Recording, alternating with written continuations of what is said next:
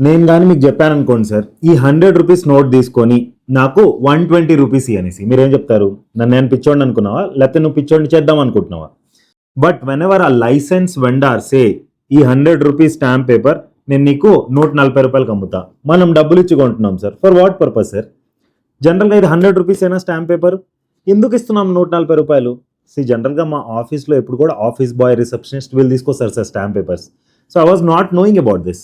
Recently, I went to a stamp vendor for taking this 100 rupees stamp paper and he said me pay me 140 rupees. I asked why? ఎందుకు ఇవ్వాలి అని చెప్తున్నాడు. ఏంది first time కొంటున్నావా ఏంది? First time కొంటే తెలియదు, ఇది జనరల్ ప్రాక్టీస్, నీకు అర్థం కాదులే అని చెప్పారు. కొంటే కొని లేకపోతే వెళ్ళిపో. నేను ప్రాపర్గా కొనుక్కున్నాను సార్, ఫోన్పే త్రూ పేమెంట్ చేశాను. నా I'm going to pitch this to the consumer forum by saying this, who gave that authority? Because ఇక్కడ 100 రూపాయలు రాసుంది, 100 రూపాయలు రాసుంటే 100 రూపాయలకే అమ్మాలి. Correct or not sir? Sir problem ఏంటంటే ఈ ప్రాక్టీస్ ఎన్నో డికేడ్స్ నుంచి నడుస్తుంది and no one is questioning them. And when it comes to a government sir, we can not depend on government for every small thing. Raise your voice to get the solution.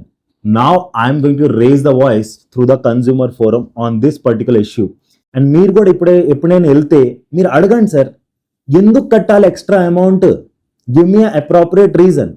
Problem అవుతుందంటే ఎప్పుడైనా వెళ్ళేది emergency situations కోసం వెళ్తాం, and emergency సిచ్యువేషన్స్లో ఏంటంటే మనకు ఆ 40 రూపాయలు మ్యాటర్ కావు, but they are looting us. And if you don't raise the voice, మనకి ఎప్పటికీ సొల్యూషన్ రాదు sir. So let's raise the voice together to change the system.